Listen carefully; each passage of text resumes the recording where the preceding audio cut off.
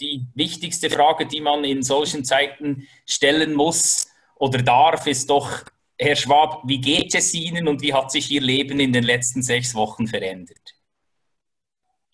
Ja, wie hat sich das Leben verändert? Es ist etwas ruhiger geworden, um es ganz ehrlich zu sagen. Die Anzahl der Reisen hat sich doch erheblich reduziert. Und ich muss zugeben, dass ich das erste Mal seit einigen Jahren wieder richtig am Schreibtisch sitze und richtig einzelne Textbeiträge von Anfang bis zum Ende selber redigiere, Pressemitteilungen mir durchdenke, die Schlagzeilen mir selber überlege. Das ist also auch ein Gewinn an Lebensqualität und Gott sei Dank geht es mir gut. Und Gott sei Dank haben wir alle überall in Europa genug zu essen, sodass wir diese Phase des Innehaltens auch gut überstehen.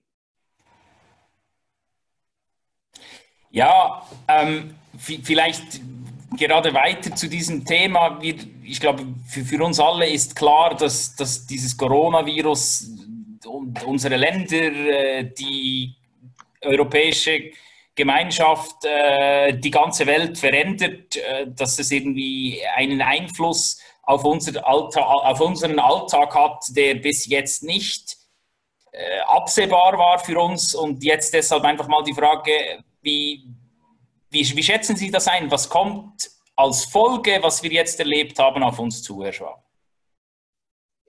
Naja, zunächst einmal hat sich ja in dieser Krise gezeigt, dass es eben ganz viele Produkte gibt, die die Schweiz alleine gar nicht mehr herstellen kann oder nicht mehr herstellen will oder schlicht nicht hergestellt hat. Und deswegen offene Grenzen nach Italien, nach Österreich, nach Deutschland, nach Frankreich essentiell sind. Und das Gleiche galt ja auch für Deutschland. Deutschland ist natürlich noch immer ein großes Land in Europa, aber auch wir sind natürlich auf globaler Ebene viel zu klein. Und deswegen ist es schon so, dass am Anfang der Krise sich sehr stark gezeigt hat, dass wir alleine schlicht zu klein sind, um alle Gegenstände selber zu produzieren und alle Dienstleistungen selber herzustellen. Und deswegen ist die Vernetzung ein Stück weit deutlich geworden. Und wir sehen auch, dass sie ein Stück weit in der Krise am Anfang verloren ging. Und deswegen setze ich mich sehr stark dafür ein, dass wir jetzt möglichst schnell diese Vernetzung wieder vollständig herstellen, dass die Mitgliedstaaten die Grenzen öffnen. Und es ist ja schon ein Stück weit ein Witz, dass die Grenzen zur Schweiz nach wie vor geschlossen sind, obwohl sich das Gefahrengeschehen, was die Pandemiesituation angeht, zwischen Deutschland und der Schweiz sehr, sehr stark angeglichen hat und auf sehr niederem Niveau ist. Und dass sich Menschen, die miteinander verheiratet sind, noch immer nicht sehen können, das macht mich schon manchmal etwas skeptisch, denn das kann eigentlich nicht angehen. Das Grundrecht auf Familie ist sehr wichtig im deutschen Grundgesetz. Und dass deswegen der Grenzkontrollen an der Grenze zur Schweiz stärker eingeschränkt ist als an der Grenze zwischen Bayern und Baden-Württemberg, das ist mir nach wie vor nicht nachvollziehbar. Da gibt es sicherlich noch Verbesserungsbedarf in Europa, wenn man dann die Schweiz mal mit dazu zählen darf. Das dürfen Sie selbstverständlich in unseren Augen. Bevor ich die Gelegenheit gebe, Raphael eine Frage zu stellen, einfach als Anschluss an das. In der Schweiz kommen jetzt zunehmend Stimmen auf, die sagen, jetzt müssen die Grenzen wieder geöffnet werden. Wir hoffen das natürlich auch, aber wie sehen Sie das so? Lukas, ton micro.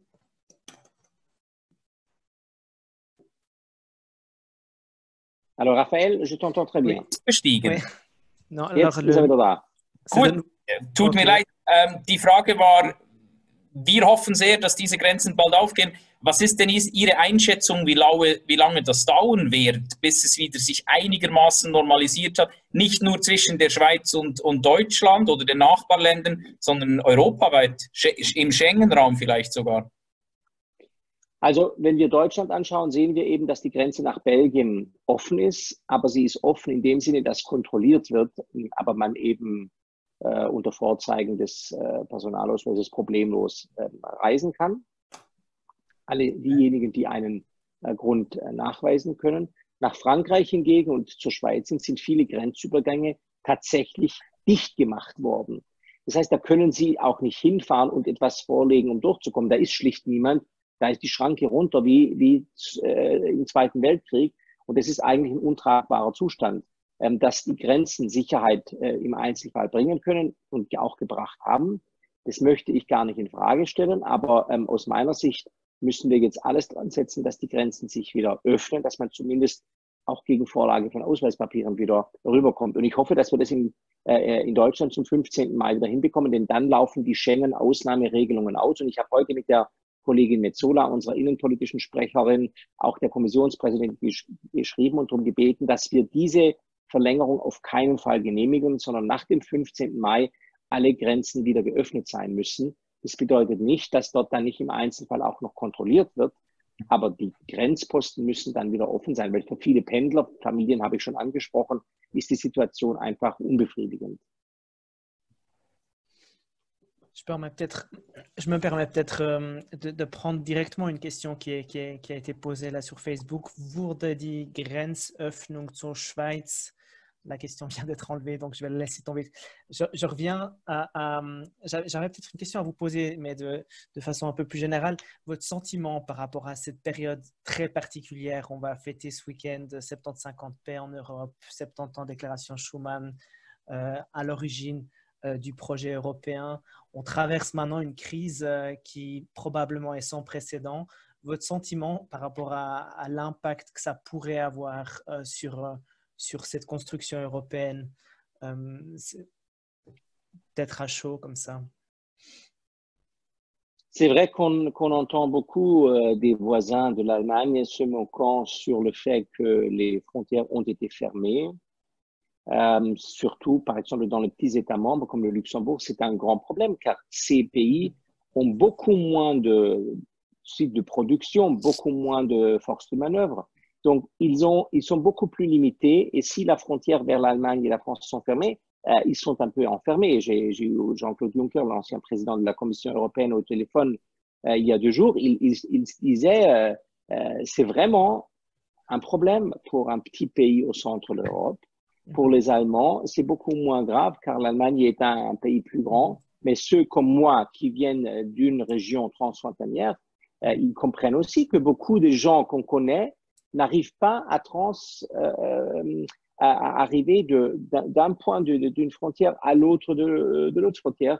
Et c'est un problème si vous passez tous les jours et à un moment donné, vous devez faire une déviation de plusieurs kilomètres, quelquefois 200 kilomètres, c'est grave et ça change votre vie.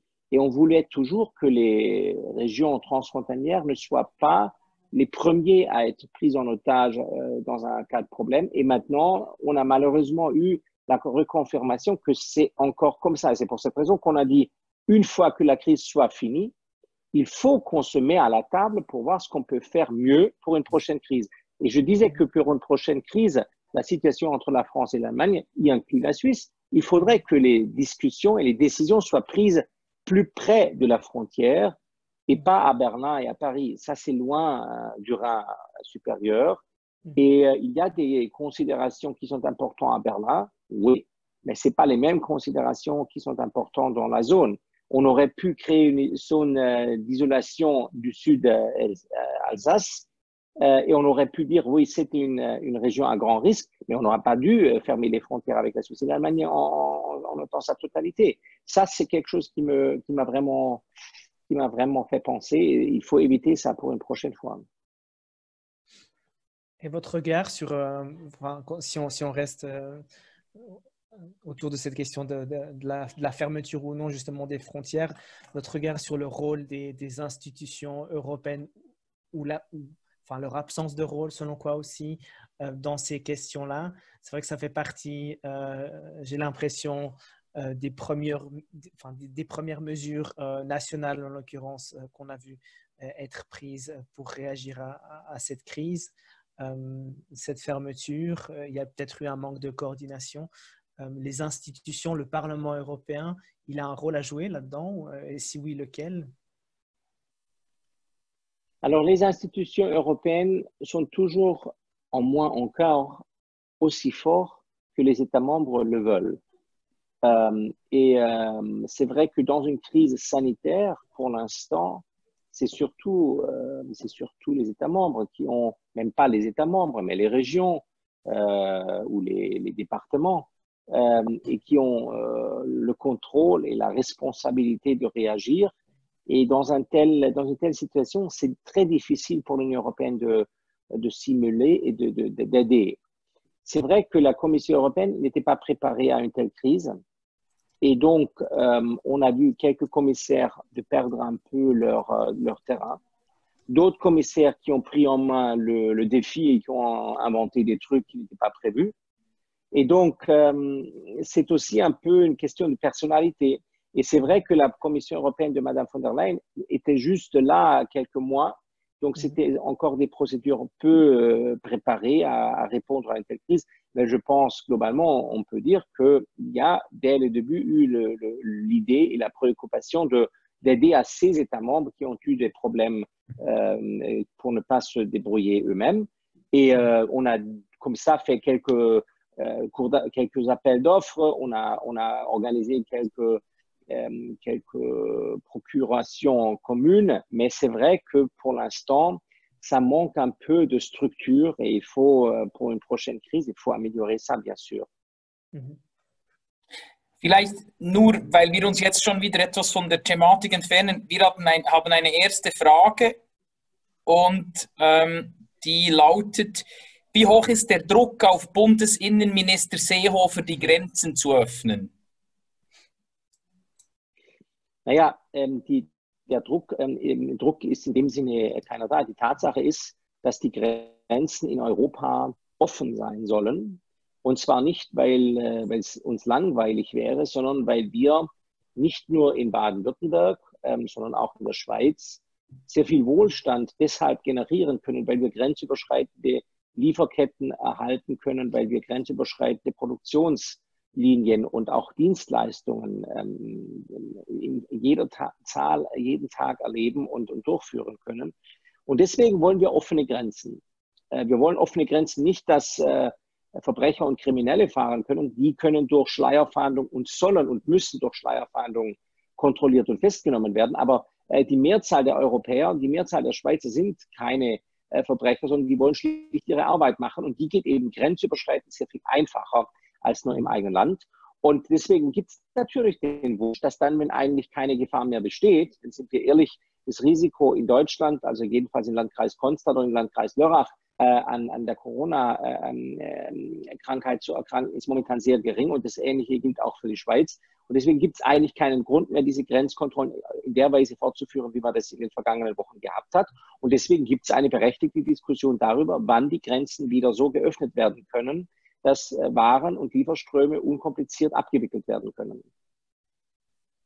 Okay, wir müssen gleich weiterfahren mit Fragen aus dem Publikum. Das geht hier schon jetzt zügig los. Die nächste Frage lautet, es gibt den Vorschlag, zuerst einmal zu schauen, ob zwei benachbarte Regionen die Pandemie ähnlich im Griff haben und einzelne Regionen vor anderen wieder zu verbinden. Wäre das ein sinnvoller nächster Schritt an den Schweizer Grenzen? Sicherlich wäre das ein guter Punkt. Allerdings sage ich mal ganz ehrlich, wenn ich mir die Schweiz anschaue und wenn ich mir Deutschland anschaue, dann denke ich, wenn man mal vielleicht von Norditalien absieht, wobei sich die Situation dort auch ganz grundsätzlich geändert hat, dann gibt es eigentlich nur noch wenige Hotspots, wo wir tatsächlich Zweifel haben sollten. Ich habe mir die Karte Deutschlands heute Morgen angeguckt. Es gibt nur noch 2 Landkreise, in denen es wirklich Probleme gibt. Das sind keine Grenzlandkreise. Und auch dort ist es ja nicht so, dass das Coronavirus auf dem Rathausplatz rumliegt, sondern es sind in der Regel irgendwelche Situationen entstanden, Familienfeiern, Altenheime, Pflegeheime. In Norditalien waren es häufig Krankenhäuser, sodass das Ansteckungspotenzial dort, wenn man sich vernünftig verhält und die Regeln beachtet, nicht wirklich größer ist als zu Hause. Deswegen glaube ich, dass es eigentlich einer solchen umfangreichen Analyse gar nicht mehr bedarf, sondern sich eben an den Zahlen, die ja international abrufbar sind, zeigen und nachweisen lässt, dass es ein vergleichbares Gefahrenpotenzial diesseits und jenseits der Grenze gibt, das sich in einem sehr, sehr geringen Umfang nach wie vor hält. Und deswegen glaube ich, dass wenn wir sehen, dass die Menschen sich so vernünftig verhalten haben wie in der Schweiz und in Deutschland und in Frankreich, dass wir die Grenzen dann auch ohne Sonderprüfungseinrichtungen wieder öffnen können. Aber klar ist natürlich, deswegen will ich jetzt auch nicht nur einer naiven Grenzöffnung das Wort reden, dass wir unbedingt sicherstellen müssen, dass es keinen Rückfall, keinen weiteren Ausbruch gibt, weil die Menschen, die in der Wirtschaft jetzt versucht haben, diese schwierige Krise zu überstehen mit ihrem Unternehmen, mit ihrem Betrieb, die wollen natürlich dann, wenn sie wieder starten, nicht nach 3 Wochen wieder angehalten werden, weil das könnte viele dann tatsächlich die Existenz kosten. Deswegen muss Vorsicht sicherlich das erste Gebot sein. Aber wenn wir die Grenzen zu lange geschlossen halten, dann laufen wir natürlich das Risiko, dass wir bestimmte Lieferketten gar nicht mehr wiederherstellen können, die sich in der Vergangenheit geschaffen hatten. Und das ist eben für viele, die sich da gut eingerichtet haben. Ich nenne mal jetzt beispielsweise den Medizintechniksektor zwischen Deutschland und der Schweiz. Das ist für solche Sektoren ein echtes Problem. Und es führt natürlich dazu, dass manche Menschen ihren Arbeitsplatz verlieren. Es führt dazu, dass manche Betriebe zugrunde gehen. Da könnten jetzt manche sagen, ist doch uns egal. Es führt aber halt auch dazu, dass in manchen Krankenhäusern bestimmte Produkte nicht mehr verfügbar sind. Und dann zahlen die Zeche am Ende Leute, die dafür nichts können. Und deswegen gibt es schon gute Gründe, dass wir wieder versuchen, die Realität von vor der Krise baldmöglichst wiederherzustellen. Raphael, wir haben schon eine weitere Frage, aber ich will dir nicht vorgreifen, falls du eine dringende Frage auf Französisch stellen möchtest. Non, je l'aurais posée en français autrement, mais vas-y seulement parce qu'elle est très intéressante. C'est la question du dégât ou pas d'image. On a une question qui nous est posée. Est-ce que l'Allemagne est consciente du dégât d'image que ça implique, cette fermeture des frontières, en partie notamment avec le Luxembourg? Et de façon peut-être générale, c'est vrai que l'Allemagne est souvent rapidement critiquée vis-à-vis de ses actions, de son manque d'initiative, je ne sais quoi. Votre sentiment par rapport à cette conscience au sein des autorités allemandes par rapport à l'impact de leurs actions sur l'image que votre pays a au sein de l'Union européenne? Alors, c'est vrai que aussi en politique, on réagit quelquefois de manière aux émotions, aux émotions des gens. Et c'est vrai que dans cette zone, dans l'Alsace, dans cette situation de crise, il y avait de très grandes préoccupations des gens que cette maladie peut s'étaler très rapidement.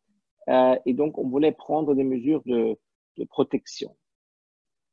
Mais je pense que c'est la même chose pour les gens qui habitaient à Strasbourg que pour les gens qui habitaient à Bâle. Et donc, pourquoi fermer la frontière vers Bâle, mais pas une barrière vers Strasbourg? Ça ne s'explique pas comme ça. Donc, c'est vrai qu'on peut, dans un tel cas, utiliser les frontières si les gens dans une certaine zone ne doivent pas bouger.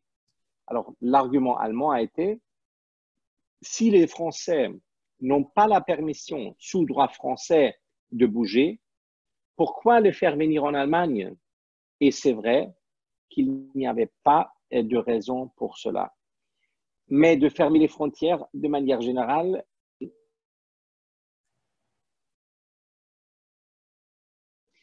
qu'il ne faut pas sous-estimer. Et ce problème est que beaucoup des lignes de lignes de production, de lignes de livraison peuvent se fermer. Et pour cette raison, je regrettais qu'on n'a pas pris plus de considération au moment où on a fait cette décision. Mais c'est d'autant plus difficile si cette décision se prend à Berlin, où il n'y a pas de frontière directe, seulement la frontière polonaise un peu plus près. Et les vraies questions entre la France, l'Allemagne, l'Italie et plus précisément la Suisse se font dans un coin beaucoup loin de Berlin.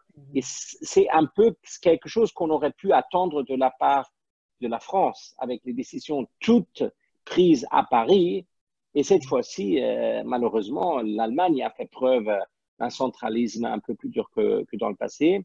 Il faut apprendre des leçons de cette situation. Ce n'est pas le moment de faire des leçons aux autres, mais il faut aussi clairement dire que maintenant, il faut changer.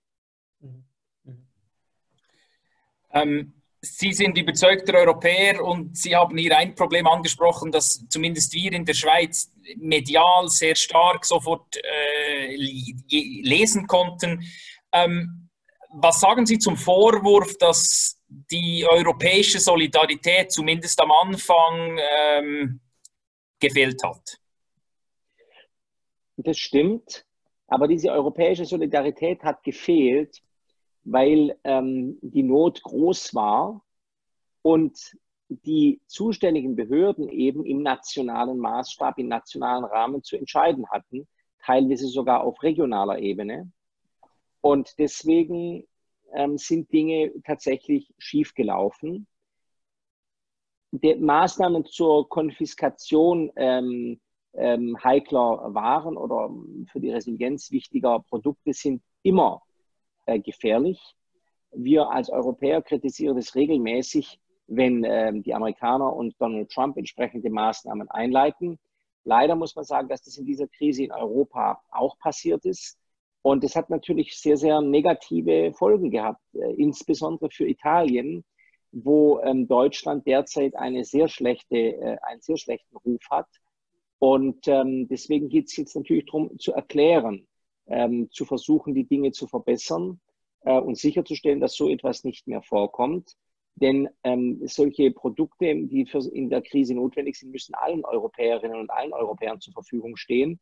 Und da sollte es dann keine Maßnahmen geben, solche Produkte am Zoll aufzuhalten, um sie erstmal im eigenen Mitgliedstaat zu verteilen. Wie zufrieden sind Sie mit den Reaktionen, die dann im Verlauf der Zeit gekommen sind? Also die Unterstützung im Rahmen von Patientenaufnahmen in andere Länder, das Hilfspaket, das dann schlussendlich geschnürt worden ist. Was sagen Sie dazu?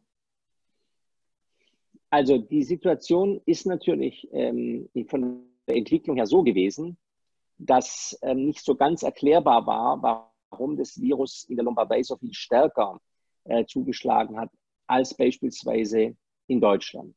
Mhm. Und der normale Bürger, der die FAZ liest oder die Neue Zürcher Zeitung, der fragt sich eben nicht, wie war die Entwicklung eigentlich in Veneto und wie war die Entwicklung in Ligurien oder wie war die Entwicklung in Sizilien, sondern der sagt sich halt, naja, die Italiener, die haben es ja nicht hingekriegt und die Deutschen haben es hingekriegt. Und das ist natürlich so, wenn man sich die Situation im Einzelnen anschaut, pauschal nicht richtig. Es gab in der Lombardei das Problem, dass offenbar am Anfang zu viele Menschen ins Krankenhaus gebracht wurden, anstatt die zu Hause zu behandeln. Und damit sind Gefahrenketten vergrößert worden, was in Veneto, der Region unmittelbar neben der Lombardei, ganz anders gemacht wurde. Und deswegen hat sich die Situation dort ganz schnell beruhigt. Und zwar innerhalb Italien, innerhalb Norditaliens. Darüber wird aber in der deutschen Öffentlichkeit sehr viel weniger gesprochen, als dies vielleicht notwendig wäre. Und das macht natürlich dann einer Diskussion Platz, die dann ein Stück weit wieder nach nationalen Regeln vorgeht. Und das ist gefährlich, weil so einfach hat sich die Situation in Italien und in Deutschland und in der Schweiz nicht dargestellt. Es gab eben bestimmte Entwicklungsherde, die auch nicht vollständig nachvollziehbar waren, die zu diesen Problemen geführt haben, die wir aber, glaube ich, jetzt ganz gut im Griff haben. Und deswegen geht es darum, nach vorne zu schauen. Und ich glaube, dass erstens wir einen Krisenfonds brauchen, ein Programm, jenen Regionen zu helfen, die von der Krise besonders stark betroffen sind oder betroffen waren. Und wir das nicht alleine über den europäischen Haushalt mit seinen vielfältigen Verpflichtungen schaffen können, die es strukturiert gibt, sondern wir müssen, glaube ich, dafür ein Sonderinstrument schaffen. Die Kommissionspräsidentin spricht von einem Marshallplan. Ob der Begriff so gut gewählt ist, ist eine andere Frage. Aber das Kernprinzip muss eben sein, die Regionen, die zerstört sind, nicht nur was die Situation in unmittelbaren Zusammenhang mit der Gesundheitsbranche angeht, sondern wo natürlich auch viele Wirtschaftswertschöpfungsketten zusammenbrechen drohen, die müssen als erste unterstützt werden. Zum Zweiten brauchen wir einen Wiederaufbauplan für die Volkswirtschaften, die jetzt alle durch den Shutdown erheblich in Mitleidenschaft gezwungen wurden. Und zuletzt brauchen wir natürlich auch ein Programm, wie wir gemeinsam aus dieser Krise wieder rauskommen, denn die Staatsverschuldung wird jetzt relativ stark nach oben schnellen. Und das wird natürlich nicht nur in Europa der Fall sein, sondern auch in den USA. Und damit werden die Kapitalmärkte ein Stück weit Zinsen verlangen, denen wir nur entgegentreten können, wenn wir das gemeinsam tun. Und deswegen wird sich natürlich die Eurogruppe, die Eurozone stärker zusammenraufen müssen. Wir werden ein neues Verfahren für den europäischen Haushalt brauchen. Wir werden mehr Mittel in diesem europäischen Haushalt brauchen. Und dann kommen noch ganz andere Fragen hinzu, wie nationalistische Tendenzen in manchen Mitgliedstaaten, die Entscheidung des Bundesverfassungsgerichts zur Euro-Politik der EZB. Das macht die Situation extrem kompliziert, aber das sind in solchen Situationen ja auch Herausforderungen, die nach Lösungen rufen und an denen arbeiten wir gerade.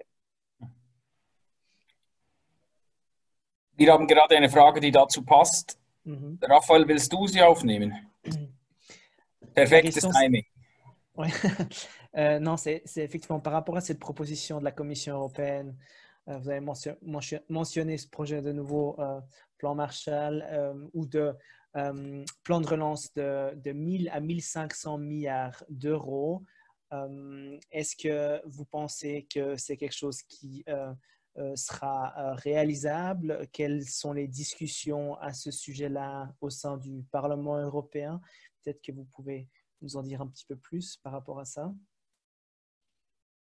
Alors, les programmes de reconstruction, vous voulez connaître un peu plus des détails?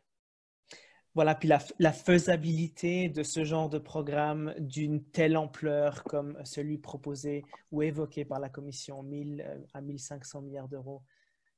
Alors là, Und was ist der Stand im EU-Parlament? Der Stand im EU-Parlament ist der gleiche wie in der Öffentlichkeit. Und ehrlicherweise sind die Debatten darüber auch noch nicht abgeschlossen. Ce qui est clair est que la Commission européenne veut augmenter le budget européen. Le budget européen se calcule normalement sur le produit intérieur brut de l'année passée. Et comme cette année, ce produit va baisser beaucoup, toutes les négociations qu'on avait faites sont un peu réduites en pourcent de la réduction du produit intérieur PIB.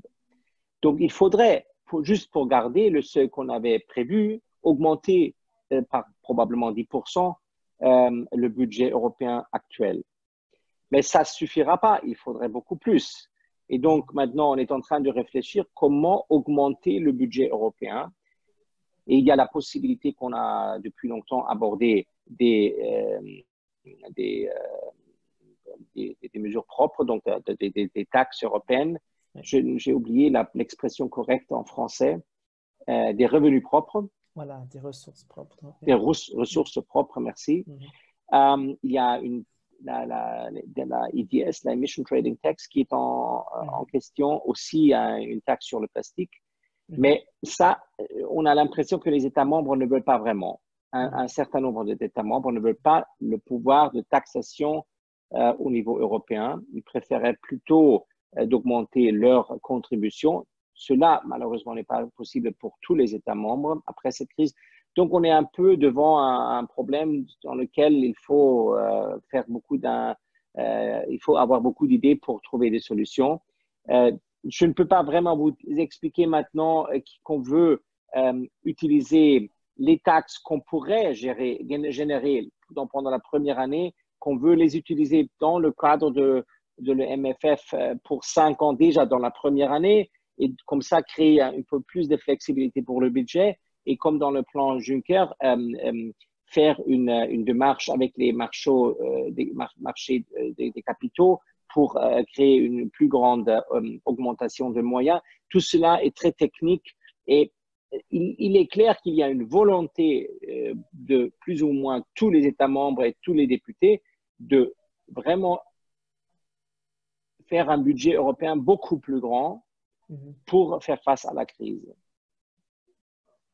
Donc maintenant, il manque plus que convaincre les États membres que ça en vaut la peine, ou bien si je comprends bien. Non, je pense que les États membres sont d'accord, mais il y a quelques États membres qui ne veulent pas que ça soit fait à travers des taxes européennes. C'est les États membres qui peuvent faire le traitement de leurs taxes eux-mêmes et préfèrent de décider eux-mêmes comment le faire et donner de l'argent à l'Union européenne, comme les Pays-Bas. Il y a d'autres qui ont plutôt des problèmes de faire ça et qui préfèrent de le laisser faire à Bruxelles. Je ne sais pas, peut-être le Chypre.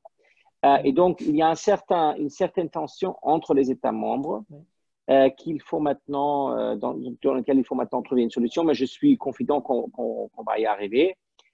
C'est aussi vrai que la Commission européenne préférerait de continuer de donner des argents dans des lignes budgétaires qui sont déjà là. C'est positif car il y a déjà des structures qui fonctionnent. De l'autre côté, c'est aussi des structures qui ont un peu changé de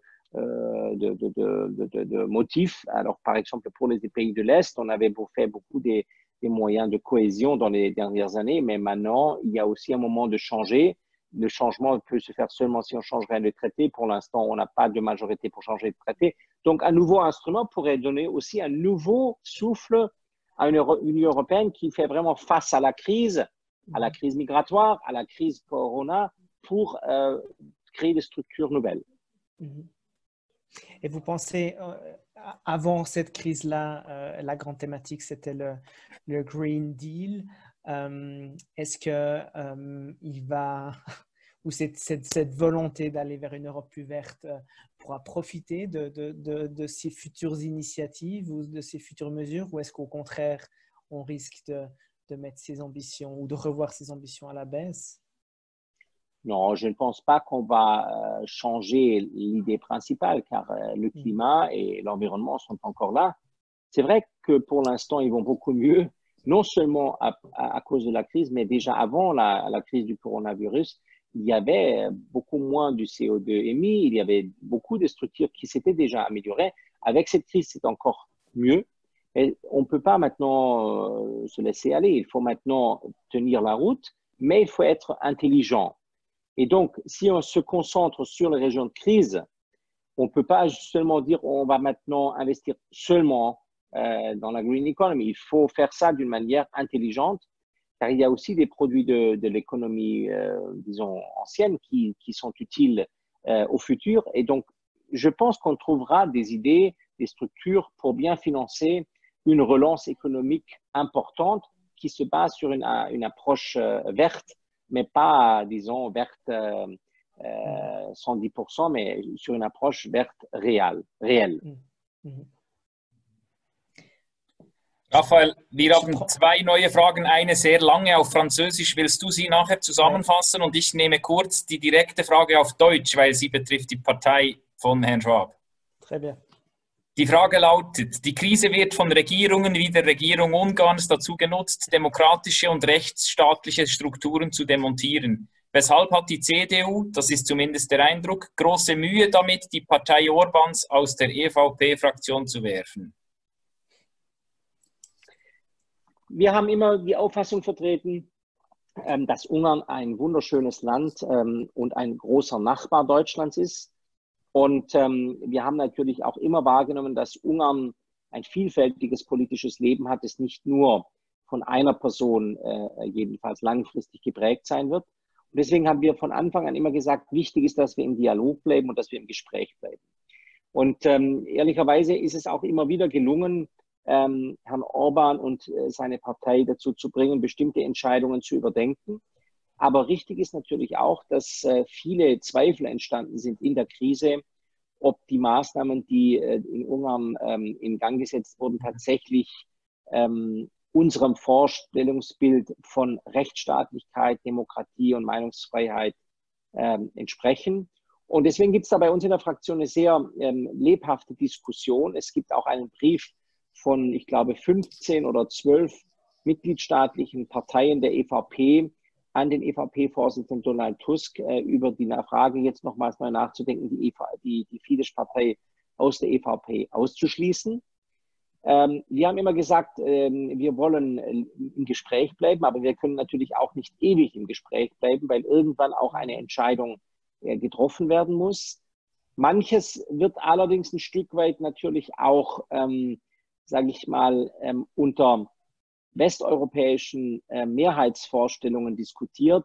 Und es wird nicht ausreichend zur Kenntnis genommen, dass eben in Ungarn die Fidesz-Partei nach wie vor noch eine sehr, sehr starke Mehrheit hat, die wir so in Westeuropa nirgendwo mehr kennen. Und das macht natürlich manche Diskussionen ein bisschen schwierig, weil wenn die, ich sag mal, wenn die Freisinnigen in der Schweiz 56% im Nationalrat hätten, dann sähe manches in der Schweiz trotz der Konkordanzdemokratie auch anders aus, als wir es eben in der heutigen Situation wahrnehmen.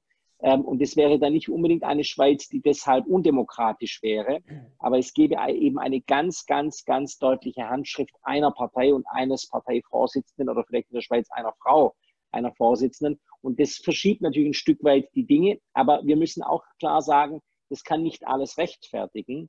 Manche Dinge sind eben in Europa, gerade in Mittel- und Osteuropa in den vergangenen Jahren ein Stück weit, was die Rechtsstaatlichkeit angeht, verrutscht. und nicht nur in Ungarn im Übrigen, sondern eben auch in Polen. Und deswegen ist in unserer Fraktion auch die Diskussion zwischen den polnischen Kollegen und den ungarischen Kollegen sehr spannend, weil sich dort natürlich Opposition in Polen und Regierung in Ungarn immer auch wieder auseinandersetzen. Aber wir haben das bisher immer versucht, konstruktiv zu begleiten, weil das ein sehr konstruktiver Austausch war. Und Sie wissen ja, dass der ehemalige polnische Regierungschef Donald Tusk der EVP-Vorsitzende ist und er mit den Ungarn ja auch sehr, sehr kritisch umgeht. Deswegen glaube ich, sollten wir die Diskussion jetzt bis zum Sommer führen. Wir werden irgendwann an unser Political Bureau wieder haben, wo die Vollversammlung dann mit vorbereitet wird, die, glaube ich, nach der Sommerpause sein wird. Dort wird sicherlich diskutiert werden.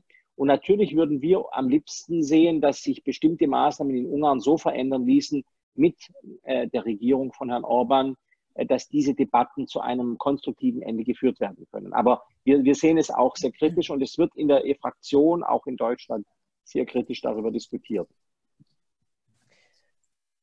Ça me permet peut-être de faire le pont avec la question des mouvements eurosceptiques, eurocritiques au nord, au sud. Une question d'un spectateur qui demande comment finalement est-ce qu'il faut qu'on avance? Parce que typiquement, quand on revient à la question de la solidarité, de l'aide financière, il dit, et j'essaie de le citer plus ou moins, soutenir les pays du Sud qui peut-être n'ont pas procédé aux bonnes réformes au niveau de la gestion des dépenses publiques. Si on les soutient trop, ça risquera d'augmenter le pouvoir d'action des souverainistes eurosceptiques dans les pays du Nord. Par contre, si on ne fait rien pour les pays du Sud, ça sera l'inverse. Ça sera des Salvini qui surferont sur la vague dans les pays du Sud. Enfin, ça a l'air d'être... c'est une balance qui est pas évidente à trouver. Votre sentiment par rapport à ça? Comment aller de l'avant pour contenter finalement tout le monde et faire vivre ce projet commun? Alors finalement, il me semble clair que les gens expectent de la politique des solutions réelles. Et moi, je suis très malheureux que, par exemple, en mars, les chômeurs en Italie n'ont pas touché 100% de leur indemnité chômage, car les institutions de l'État italien n'étaient justement pas capables de maîtriser les demandes. Ça n'a rien à voir avec l'Europe, ça n'a rien à voir avec toutes ces questions dont on parle. C'est juste un problème de good governance, de la capacité de l'administration de réagir rapidement et de travailler efficacement. Donc, si on peut pousser les États dans une direction de l'efficacité et de servir les citoyens, je pense qu'on peut gagner aussi soutien dans le nord de l'Europe pour donner plus d'argent.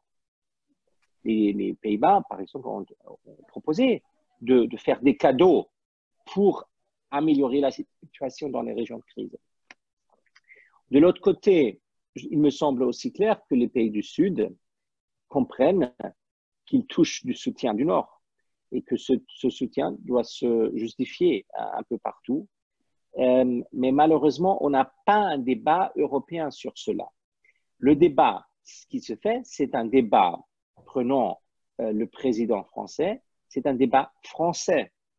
Il doit, avant d'aller à Bruxelles, essayer de se manifester dans la presse, dans les médias français, vis-à-vis la droite extrême et vis-à-vis des communistes et des socialistes. Et après, il prend une approche européenne 100%.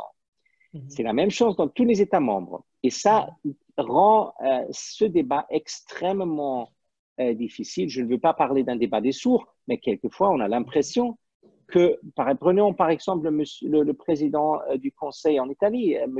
Conte, il avait demandé au mécanisme de stabilité européen une ligne de crédit. C'était accordé sans condition. Après, avec le débat italien, le Cinque Stelle et les autres, il a dû changer sa position, a dû demander autre chose. Au Conseil où on voulait lui donner et accorder le crédit, il ne voulait plus, il voulait des eurobonds et à la fin, il n'a eu rien. Et donc, 4 semaines plus tard, il a eu exactement la chose qu'il avait demandé au début. Il n'avait pas la force la stature, la capacité de dire, écoutez, je veux ça et je le prends. Il aurait eu, peut-être c'était beaucoup mieux pour lui. Comme ça, on a eu l'impression qu'il s'est retiré d'un projet qu'il comprenait lui très bien. Et finalement, il a eu le même truc, mais un peu abandonné, sans valeur, 4-5 semaines après. C'est dommage. Donc, il y a aussi beaucoup de malentendus nationaux dans cela. Et il faut vraiment avoir beaucoup de temps pour être capable de suivre ces débats au niveau national. Et ça rend l'affaire beaucoup plus difficile qu'on ne le pense. Un Allemand, normalement, ne peut pas suivre le débat italien, français et espagnol en même temps que le débat allemand, qui est aussi complexe. Et comme ça, c'est très difficile de comprendre en Europe. Mais c'est un peu ça la logique. Sie haben es in diesem Zusammenhang schon vorher angesprochen, Entscheide, die in einzelnen Staaten gefällt werden und die dann einen Einfluss haben quasi auf alle anderen. In diesem Zusammenhang jetzt gerade, vielleicht auch für alle Zuschauerinnen kurz zusammengefasst, das deutsche Bundesverfassungsgericht hat den Ankauf von Staatsanleihen durch die Europäische Zentralbank als teilweise verfassungswidrig eingestuft. Damit ergeben sich gewisse Schwierigkeiten, wenn ich das richtig verstehe, insbesondere in Bezug auf das Hilfspaket, das jetzt wegen Corona geschnürt worden ist. Was sagen Sie zu dem, Herr Schwab?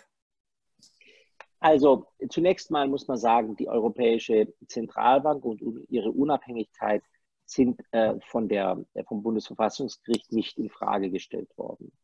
Auch das Programm, mit dem die Europäische Zentralbank in den vergangenen Jahren in Abstimmung mit den nationalen Zentralbanken Schuldtitel von Mitgliedstaaten, vor allem Südeuropas, aufgekauft hat, um deren Kreditwürdigkeit an den internationalen Kapitalmärkten nicht in den Keller gehen zu lassen, sind auch nicht grundsätzlich in Frage gestellt worden, sondern es ist nur verlangt worden, dass diese Programme, die ja nun doch nicht ganz umsonst sind, und die jedenfalls technisch ein Billionenrisiko darstellen, dass diese Programme besser erklärt werden. Und das machen Juristen eben gerne bei der Abwägung des Verhältnismäßigkeitsgrundsatzes. Und diese Idee ist sicherlich sehr rechtstechnisch veranlagt, aber man kann durchaus darin den Versuch sehen, wenn man es positiv sehen will, dass die Europäische Zentralbank dazu gebracht werden soll, noch mehr zu erklären, warum solche Maßnahmen notwendig sind. Man muss allerdings auch die Grenzen dieser Diskussion kennen, denn es ist nun mal eben so, dass es nur wenige Bürger gibt in der Schweiz, die sich heute Abend mit dem Thema Europa beschäftigen wollen. Ich weiß nicht genau, wie viele Teilnehmer wir jetzt haben. Und es ist eben auch in Deutschland so, dass viele Bürger sich nicht jeden Tag fragen, was macht eigentlich die EZB, sondern die meisten gehen zur Arbeit und fragen sich, wann komme ich abends wieder nach Hause und welcher Film läuft dann im Kino. Und man sollte das auch nicht kritisch sehen. Die Bürgerinnen und Bürger erwarten ein Stück weit, dass die Dinge einfach funktionieren. Und was die EZB angeht, funktionieren die Dinge gut. Aber es ist richtig, dass es einen Transfer, eine Absicherung gibt, die den meisten Bürgern weder in Italien und Spanien noch in Deutschland und Holland in dem Umfang klar ist. Es ist aber auch vielen Bürgern nicht klar, woher unser Wohlstand wirklich in Europa rührt, in Holland und Deutschland, nämlich dass wir eben offene Märkte auch in diesen Ländern haben. Und deswegen ist die Bundesverfassungsgerichtsentscheidung natürlich ein Stück weit ein großer Auftrag an die nationale Politik jetzt in Deutschland, diese Erklärung wirklich zu vollführen. Ich hoffe, dass uns das gelingt. Aber ich glaube auch, dass ein Stück weit natürlich ein Streit unter Juristen zwischen dem Europäischen Gerichtshof und dem Bundesverfassungsgericht im Hintergrund schwebt, der auf Dauer nicht gut ist und den wir in irgendeiner Form lösen müssen. Klar ist, dass das Bundesverfassungsgericht von der Leitvorstellung ausgeht, dass wenn Transfers notwendig sind, dass die dann langfristig über den europäischen Haushalt zu stemmen sind und nicht über irgendwelche Aufkaufprogramme von Staatsanleihen im Hintergrund. Und dieses Prinzip, das muss ich zugeben, das sehe ich genauso wie das Bundesverfassungsgericht. Und deswegen gibt es hier sicherlich was zu tun. Aber Sie wissen ja, ist ja wie in der Schweiz, am Ende müssen die Kantone halt gemeinsam bestimmte Dinge einstimmig entscheiden. Das ist halt äußerst schwierig zu erreichen. Zumal gibt es immer gerade irgendein Problem, warum das nicht geht. Und so ist es in Europa auch. Deswegen glaube ich, dass die Bewältigung der Krise mit diesem Verfassungsgerichtsurteil noch an einigen Stellen in Konflikt geraten wird. Aber Politik ist immer die Kunst des Möglichen und deswegen sollten wir uns einfach auf das konzentrieren, was möglich ist. Und da ist viel möglich, auch schon jetzt im EU-Vertrag. Une question toute simple ou pas, justement. Pourquoi est-ce que finalement la Cour constitutionnelle allemande est en mesure ou est appelée, selon les cas justement, à se prononcer sur ce genre de mesures de la Banque centrale européenne? En deux mots, si vous y arrivez, pour nous autres qui ne connaissons pas tous ces détails juridiques. Le fait est que la Cour constitutionnelle allemande se réjouit d'une très forte appréciation auprès des citoyens allemands. C'est pour ça que beaucoup de juristes allemands, comme je le suis, sont très fiers de comprendre la jurisprudence et les différents détails de ce débat allemand. Avec l'Union européenne, la Cour constitutionnelle de Karlsruhe avait toujours quelques problèmes et quelques réticences. Et donc, ça concerne en quelque sorte le cœur du débat des juristes allemands, ce qui est le débat sur la souveraineté.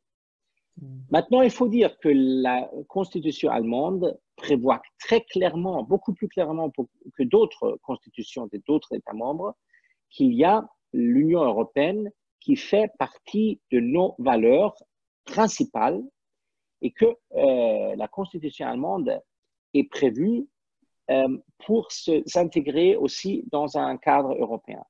Or, la Constitution allemande a un certain nombre de libertés fondamentales, de droits fondamentaux. Et ces droits fondamentaux sont absolus contre tout État, aussi contre l'État allemand. Et donc, la Cour constitutionnelle de Karlsruhe veille à ce que ces droits fondamentaux soient défendus un peu partout. Et c'est bien pour les citoyens. Mais au niveau européen, quelquefois, ça crée un certain nombre de problèmes car la Cour constitutionnelle allemande défend seulement les droits fondamentaux des Allemands. Ce n'est pas une cour négative, mais la vocation est qu'elle doit défendre ses droits. Et il serait mieux qu'il y ait une cour européenne qui défend sur la même base les droits fondamentaux des Européens. Il faut y arriver. Pour l'instant, la Cour constitutionnelle allemande a toujours finalement accepté la Cour européenne. Cette fois-ci, elle ne le faisait plus.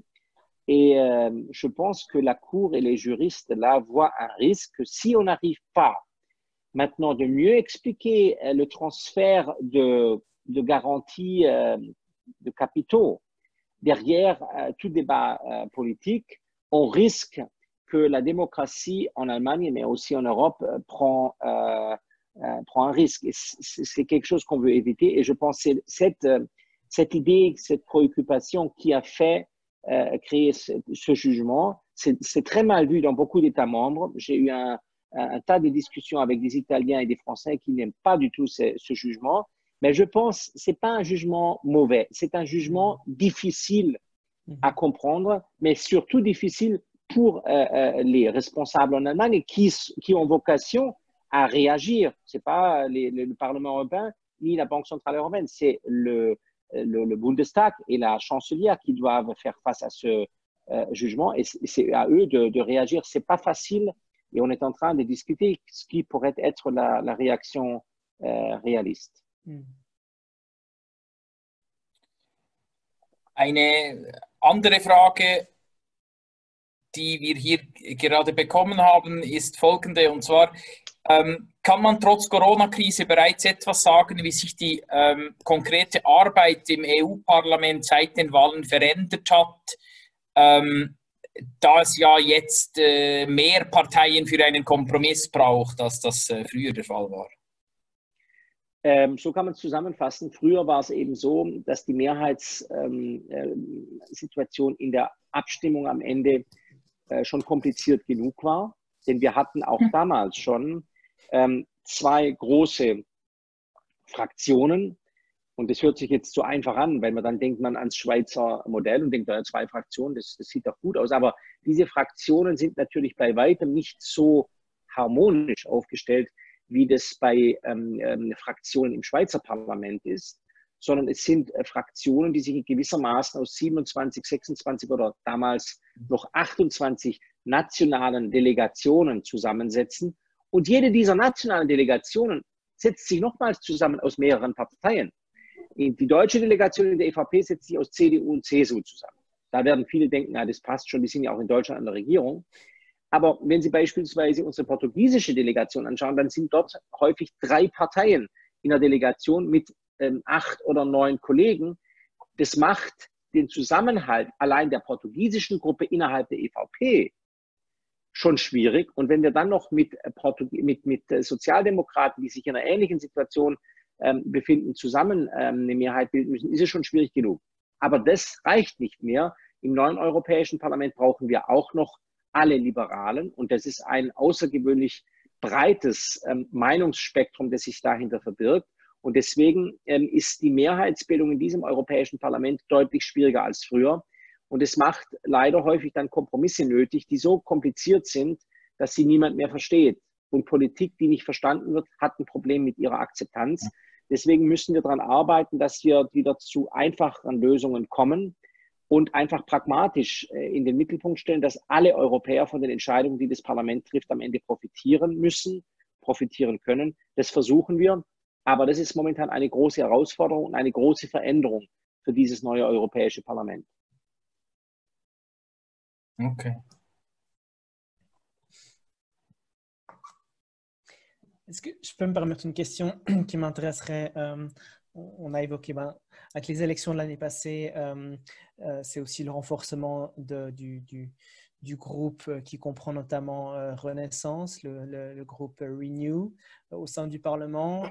On a le président Macron qui régulièrement vient avec de nouvelles propositions, de nouvelles idées. On a l'impression qu'il a cette capacité à penser un peu au-delà de là où on en est aujourd'hui. On connaît aussi toute l'histoire du couple franco-allemand. L'Allemagne, de par sa structure aussi, un fonctionnement peut-être qui fait qu'on est plus prudent face à ce genre de propositions à la française. Par rapport à Macron, avec Madame Merkel, avec le couple franco-allemand, si on regarde vers l'avant, vous avez peut-être ou c'est quoi votre sentiment par rapport à où est-ce qu'on va avec ces 2 gros acteurs, ce moteur européen? Je pense que la coopération entre la France et l'Allemagne sera toujours difficile parce que l'Allemagne est un État fédéral avec un gouvernement qui est 100% coincé ou intégré dans le Parlement allemand. La République française vit avec un système présidentiel où vous avez pour 5 ans un grand chef qui peut plus ou moins décider comme il le pense. Et c'est positif, quelquefois, d'avoir le système français pour la France, et c'est négatif en ce moment peut-être pour un système plus lourd que le système allemand. Et il y a des situations où c'est plutôt l'inverse. Et ça n'a rien à voir avec les Français et les Allemands. C'était un choix en 1945 ou en France un peu plus tard, dans les années 50 avec De Gaulle. Et donc, ça rend la coopération plus difficile que entre 2 États qui ont le même système. Vu cela, je pense que la coopération entre Macron et Merkel est excellente. Mais c'est vrai que, comme je vous ai déjà expliqué, aux différences de système constitutionnel s'ajoute encore le débat auquel se voit confronté M. Macron en France et Mme Merkel en Allemagne. Et donc, Merkel est élue en Allemagne et pas en France, et Macron est élu en France et pas en Allemagne. Et donc, il faut d'abord gagner le soutien du public en France pour Macron et pour Merkel en Allemagne, et après, on peut faire un compromis. Et c'est pour ça que dans des situations difficiles, les compromis se font derrière les portes fermées, car le public ne comprendrait pas au début.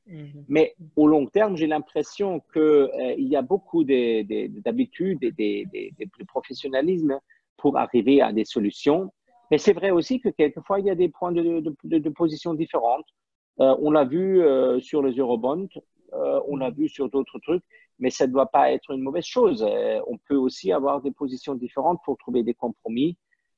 Et quelquefois, on comprend que peut-être c'est même une bonne chose. Alors, moi, je suis positif et je suis convaincu que ça ne sera pas la France ou l'Allemagne qui seront les problèmes pour le budget européen du futur.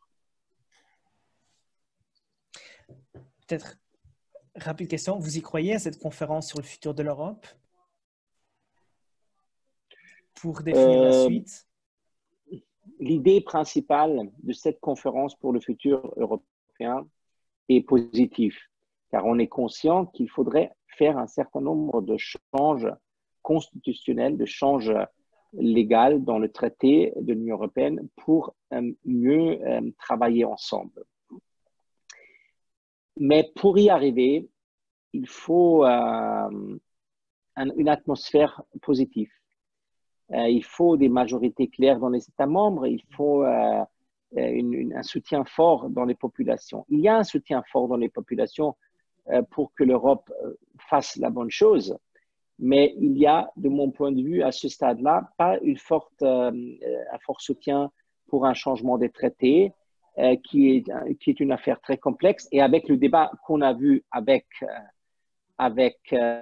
Chirac en 2004, qui était absolument convaincu pour l'Europe et qui a fait à la fin bousculer le traité de Lisbonne, malheureusement, on voyait que les choses sont plus difficiles qu'on ne le pense. Et donc, pour cette raison, il ne faut pas se faire des illusions. De mon point de vue, les chances de changer les traités européens dans les prochaines années ne sont pas très élevées. Et pour cette raison, il faut plutôt réfléchir à ce qu'on peut faire avec les traités en place, qui laissent déjà beaucoup d'ouverture à nous pour trouver des solutions à des problèmes qu'on n'a pas encore vus avant. In diesem Zusammenhang, was sind denn für Sie die wichtigsten Projekte oder Entwicklungsschritte in den nächsten Jahren und worauf muss man achten, damit man die umsetzen und erreichen kann? Also ich glaube, dass es uns gelingen muss, in diesem Parlament zunächst mal jetzt Mehrheitsfähigkeit herzustellen. Wir konnten das nicht so richtig wirklich testen vor der Krise. Die neue Europäische Kommission kann die Krise jetzt ein Stück weit auch nutzen, um Exekutivmaßnahmen zu demonstrieren und zu zeigen, dass sie die Dinge in die Hand genommen hat. Und dann hoffe ich jedenfalls, dass die Fraktionen gemeinsam auch Mehrheiten schaffen, um diese Exekutivmaßnahmen entsprechend zu begleiten und durchzuziehen und an entsprechenden Stellen eben auch zu kontrollieren und zu korrigieren. Und dann werden wir eben die großen Zukunftsprojekte konstruktiv angehen müssen. Wir müssen den Außengrenzenschutz Europas sicherstellen, was eine außergewöhnlich schwierige Aufgabe ist, weil es sich um Souveränitätsrechte der Mitgliedstaaten handelt. Wir müssen deswegen unsere Grenzstaaten davon überzeugen, dass sie ein Stück weit bereit sind, europäische Kontrolle in ihre Grenzschutzmaßnahmen mit einzubeziehen. Und das wird eine ganz, ganz schwierige Aufgabe und sie wird auch finanziell nicht ganz einfach zu stemmen sein. Das Zweite ist, dass wir jetzt diese schwierige Gesundheitskrise und den damit verbundenen Einbruch der Wirtschaft in irgendeiner Form kompensieren beziehungsweise begleiten müssen. Wir wollen aus dieser Krise möglichst schnell wieder herauskommen. Und das Dritte ist, dass der Klimawandel sich von dieser Krise nicht beeindrucken lässt und wir deswegen natürlich schauen müssen, dass wir die Ziele des Green Deal erreichen. Da glaube ich allerdings, dass wir in Europa gut aufgestellt sind. Wir brauchen einen smarten Umgang mit diesen Zielen. Wir werden auch künftig automobile Freiheiten in Europa zulassen. Es gibt viele Bürger und die Europäische Union lebt ein Stück weit von der Freiheit der Bürger, sich zu bewegen, überall in Europa. Das wird nicht nur mit dem Zug möglich sein. Das wird nicht nur mit dem Fahrrad möglich sein. Es wird auch nicht nur mit Elektroenergie möglich sein, aber es wird immer mehr mit Elektroenergie und immer mehr mit dem Zug möglich und auch komfortabel sein. Und deswegen glaube ich, dass wir einfach ein Stück weit mit Geduld, mit Sachverstand, aber auch mit der notwendigen Gelassenheit an die Dinge rangehen sollten. Wir werden das Klima und den Klimawandel auch nicht morgen aufhalten können. Wir können das nur tun, wenn wir breite Bevölkerungsschichten davon überzeugen, dass wir es über Jahre hinweg gemeinsam schaffen können. Dafür ist Vertrauen notwendig, Selbstsicherheit, gerade auch im globalen Wettbewerb. Und deswegen ist es eine außergewöhnlich schwierige Herausforderung, die wir aber meistern können, wenn wir das gemeinsam versuchen. Und ich glaube, dass die Schweiz gute Ideen beizusteuern hätte, wenn sie sich und ihre Regierung in die Lage versetzen würde, diese Ideen auch mit der notwendigen Gelassenheit und dem notwendigen Durchsetzungsvermögen beizusteuern.